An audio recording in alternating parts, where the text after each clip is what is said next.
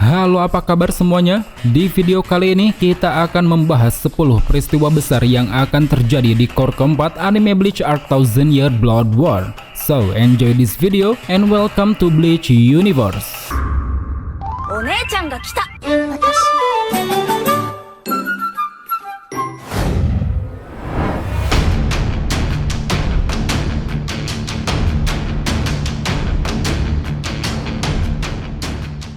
Setelah kemarin melihat kesuksesan core ketiga, kita semua tentu sangat berharap jika core keempat bisa digarap secara maksimal. Karena memang di dalam core keempat nanti akan ada banyak peristiwa-peristiwa besar, meski tidak sebanyak di core lain, tapi kejadiannya dirasa sangat penting dan berkesan, mengingat ini adalah final pertarungan melawan Yuhava. Maka dari itu, di sini kita pun akan memberi bocoran tentang peristiwa besar yang akan terjadi nanti, yang mana peristiwa ini meliputi berbagai hal, entah itu pertarungan, transformasi kekuatan, maupun suatu tragedi yang menarik banyak perhatian. Dan sedikit catatan, semua yang kita bahas di sini merupakan peristiwa yang ada di dalam manga, yaitu dari chapter 662 sampai dengan chapter 686. Jadi buat kalian yang tidak ingin terkena spoiler, silahkan skip videonya. Dan tanpa menunggu waktu lama, mari langsung saja kita masuk ke dalam ulasannya.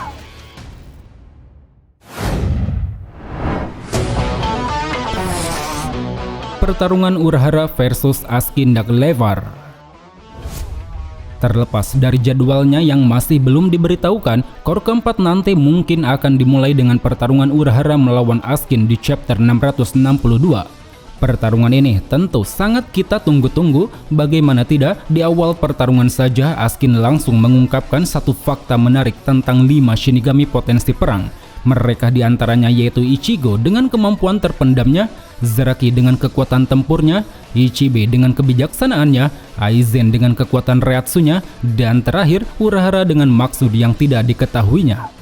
Bahkan yang lebih menariknya lagi, dalam pertarungan ini kita juga bisa melihat berbagai peristiwa lain yang mungkin akan menjadi hype nantinya. Seperti yang pertama, transformasi Shunko Yoroichi yaitu Raiju Senkei Shunryu Kokubyo Senki. Berubahnya Yoroichi ke dalam mode kucing pastinya banyak disukai oleh para penggemar. Selain membuatnya terlihat makin manis dan eksotis, dalam mode ini Yoroichi juga mampu merubah kadar reatsunya secara tiba-tiba, yang mana dengan kemampuan itulah dia pun dapat mengcounter kemampuan adaptasi The Death Dealing milik Askin. Kedua, wujud penuh full stand Askin yaitu Hashen. Berdasarkan gambar di dalam manga, aku menduga jika nanti di animenya Full Stand ini akan mendapat animasi yang sangat keren, karena memang dilihat dari segi penampilannya Askin terkesan mirip seperti dewa. Bahkan dengan adanya peningkatan efek racun, mungkin saja animasi yang akan diberikan mirip seperti Bankai Kyoraku, di mana dia mampu merubah nuansa di sekitar menjadi terasa gelap. Dan terakhir, dilepaskannya Bankai Kisuke Urahara yaitu Kanon Biraki Benihime Aratame.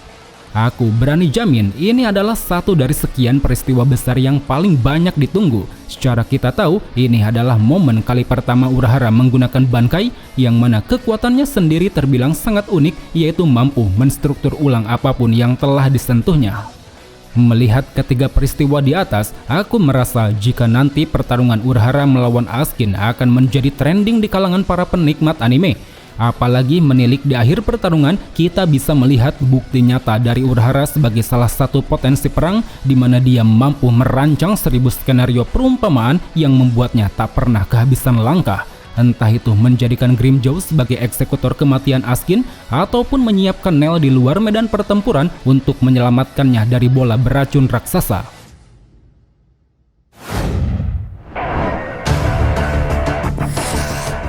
Pertarungan Zaraki, Hitsugaya, dan Byakuya versus Gerard Valkyrie.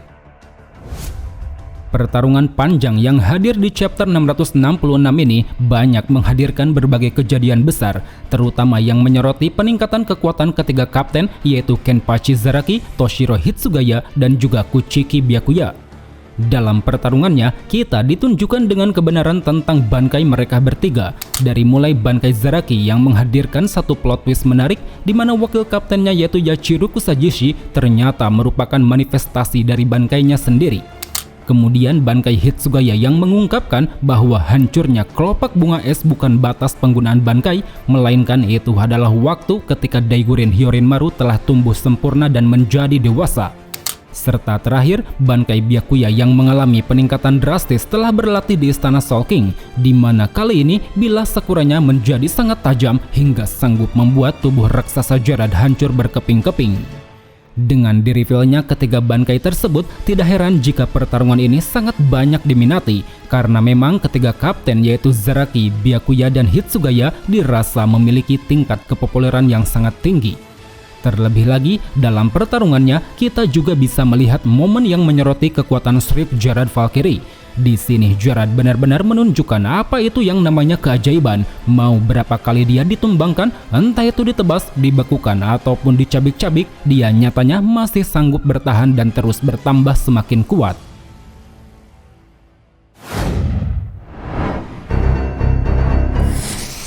Transformasi kekuatan baru Ichigo. Setelah mengetahui semua sumber kekuatannya, kita tentu sangat penasaran apa jadinya jika Ichigo menggabungkan semua kekuatan tersebut menjadi satu. Mengingat sampai core ketiga berakhir, Ichigo hanya menggunakan 2 bilah pedang untuk menunjukkan adanya peningkatan kekuatan. Nah, di core keempat nanti, tepatnya di chapter 675, Ichigo akan menggabungkan semua sumber kekuatan ketika melawan Yuhava, mau itu kekuatan Shinigami, Quincy, maupun kekuatan Hollow. Hasil dari penggabungan ini, Ichigo mendapat perubahan wujud yang sering kita kenal dengan nama Horn of Salvation. Penampilannya sedikit mengambil transformasi Vasto Lorde, di mana dia memiliki satu buah tanduk di bagian dahi yang bentuknya mirip seperti Vasto Lorde. Berkaca pada kebangkitan Vasto Lorde beberapa tahun silam, aku rasa transformasi ini akan menjadi topik perbincangan hangat. Karena memang dalam aksinya sendiri, Ichigo mendapat peningkatan kekuatan yang sangat luar biasa. Bahkan tak hanya itu saja, di sini dia juga dapat menggabungkan 2 teknik andalannya, yaitu Getsuga Tensho dan juga Grand Ray Zero.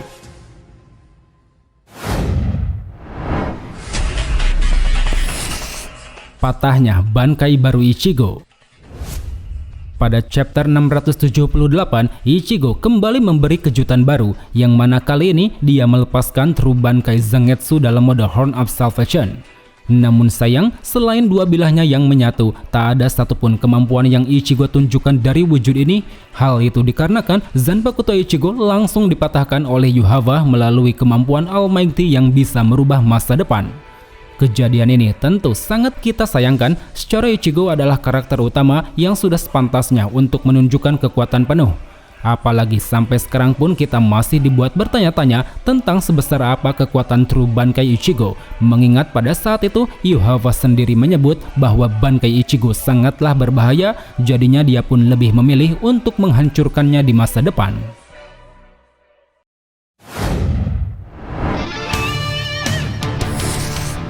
Pertarungan Uryu Ishida versus Yugram.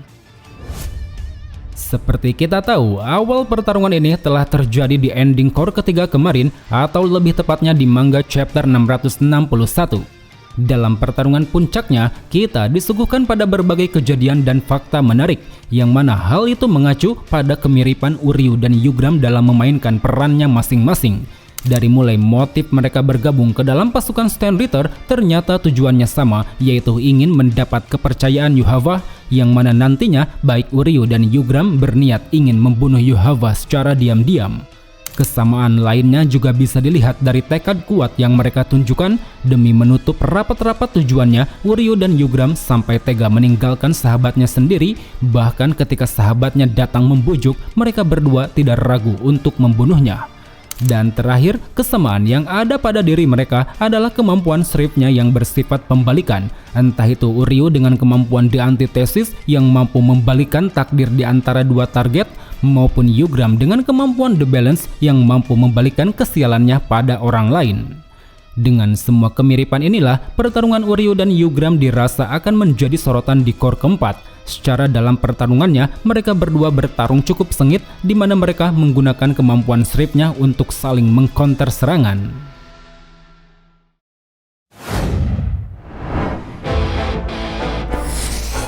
Yugram dan Jarad di-Ausfahlen oleh Yuhava. Selain menyoroti pertarungannya, di core keempat nanti tepatnya di chapter 680, kita juga ditunjukkan dengan kematian Yugram dan Gerard, yang mana rupanya hal itu dilakukan oleh rajanya sendiri yaitu Yuhava dengan cara di Ausfahlen. Tragedi besar satu ini tentu terkesan sangat di luar nalar karena pada saat itu Gerard masih mampu berevolusi untuk menghadapi ketiga orang kapten. Begitu juga dengan Yugram, dia berada dalam kondisi yang sangat menguntungkan untuk membunuh Uryu Ishida. Dari sanalah kita pun bisa menyimpulkan bahwa Yuhava adalah orang yang sangat egois, di mana dia rela mengorbankan para bawahan terkuatnya hanya untuk mencapai tujuan.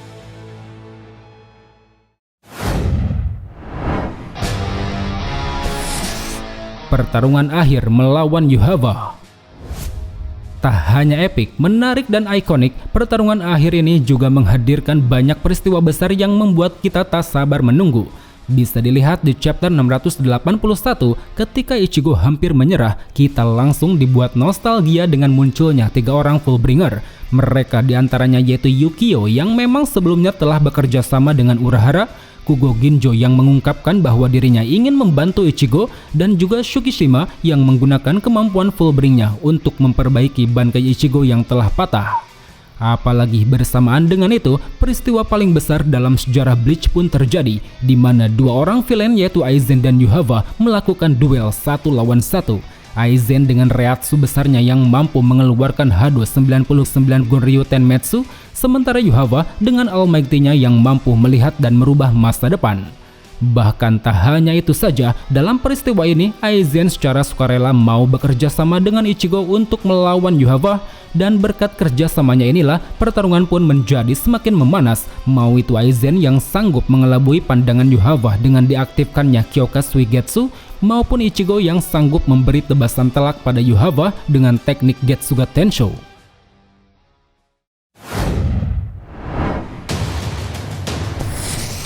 Kekalahan Yuhava.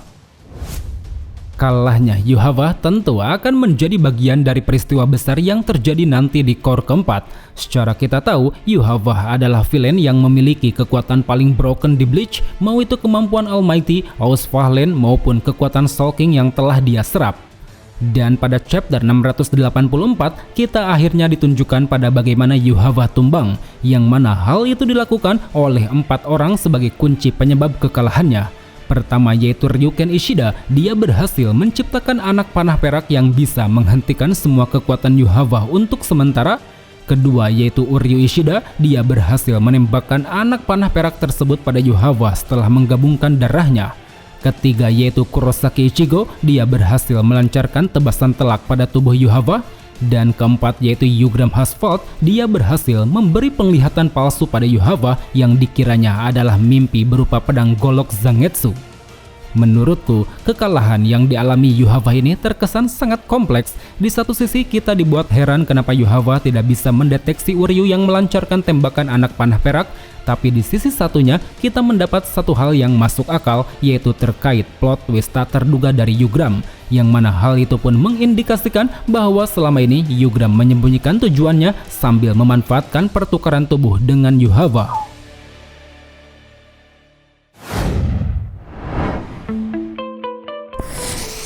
Kedamaian dunia pasca peperangan. Di 2 chapter akhir, kita ditunjukkan pada waktu 10 tahun mendatang, di mana saat itu Soul Society berangsur pulih setelah mengalami kerusakan parah saat berperang melawan Yuhava. Akibat banyaknya Shinigami yang berguguran, membuat Gote 13 kini harus merombak sebagian besar divisinya, seperti divisi 4 yang sekarang dipimpin oleh Isane bersama wakilnya yaitu Kiyone Kotetsu, divisi 7 yang dipimpin oleh Tetsuzaimon Iba, divisi 8 yang dipimpin oleh Lisa Yadomaru, divisi 11 yang wakil kaptennya diisi oleh Ikkaku Madarame, divisi 12 yang wakil kaptennya diganti oleh Akon, serta divisi 13 yang sekarang dipimpin oleh Kuchiki Rukia. Selain itu, di akhir chapter kita juga ditunjukkan pada kondisi orang-orang terdekat Ichigo, dari mulai Yuzu dan Karin yang kini sudah tumbuh dewasa, teman-teman SMA Ichigo yang masih mengunjungi rumahnya, Sado yang sekarang bekerja sebagai petinju profesional, Uryu Ishida yang berprofesi sebagai seorang dokter, Inoue Orihime yang secara sah telah menjadi istri Ichigo, Renji dan Rukia yang juga sudah menjadi sepasang suami istri, kemunculan anak Renji dan Rukia yaitu Abare Ichika, serta ditunjukkannya anak Ichigo dan Inoue yaitu Kurosaki Kazui.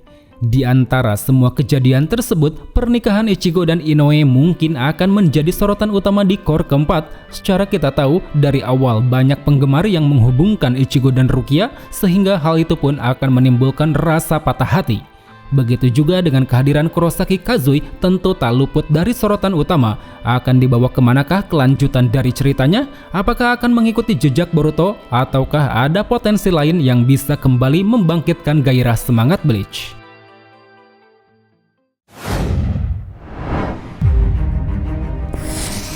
Diungkapnya alasan Aizen menolak ajakan Yuhava.